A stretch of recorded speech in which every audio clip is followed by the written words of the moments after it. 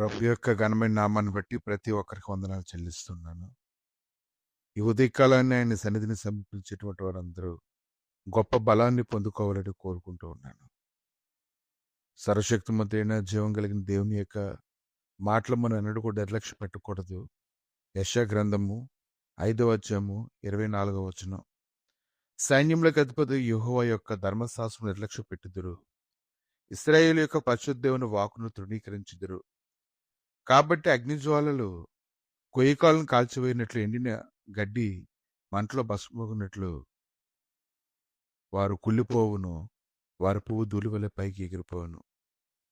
దానిని బట్టి యెహోవా కోపమైన ప్రజల మీద మండుచున్నది. ఆయన వారి మీద తన బాహును చాచి వారిని కొట్టగా పర్వతములు వణుకుచున్నవి.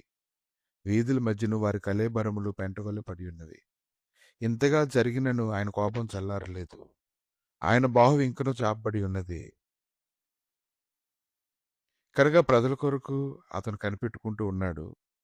తనకు ధర్మశాస్త్రాన్ని వినాలని, దానిలో వారు స్థిరపరచబడాలని, తన ఉద్దేశాల ప్రకారంగా వారు నడవాలని ఆయన కోరుకుంటూ ఉన్నారు.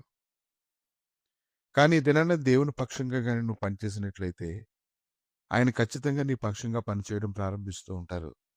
యెషయా గ్రంథము 25వ అధ్యాయము 9వ వచనం.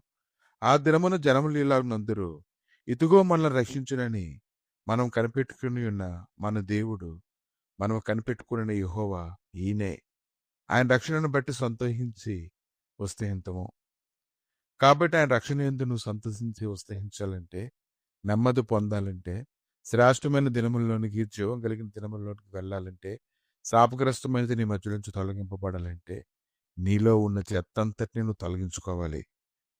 నాలో ఏం చెత్త ఉందని నువ్వు అడగచ్చు కానీ, ఆయన సన్నిధిలో కనిపెట్టినప్పుడు, మొరపెట్టినప్పుడు, కన్నీరు కార్చినప్పుడు, ఉపవాసం ఉండి ప్రార్థన చేసినప్పుడు, నీ యొక్క హృదయస్థితిని దేవుడు బయలుపరిచినప్పుడు, ఖచ్చితంగా వాటన్నిటిని ఒప్పుకొని విడిచిపెట్టినప్పుడు, నీలో ఉండేటువంటి చెత్త అంతా ఆ చెత్త కుప్పల మీదకు పోతూ ఉన్నప్పుడు, నీ హృదయం అంతా శుభ్రం చేయబడుతున్నప్పుడు, పరిశుద్ధపరచబడుతున్నప్పుడు, దేవుని యొక్క వాక్యానికి నీ హృదయంలోకి చోటిచ్చినప్పుడు, దాంట్లో నుంచి శ్రేష్టమైనటువంటి ఆశీర్వాదం పుడుతుందని ఈ ఉదయకాలం నువ్వు తెలుసుకోగలగాలి.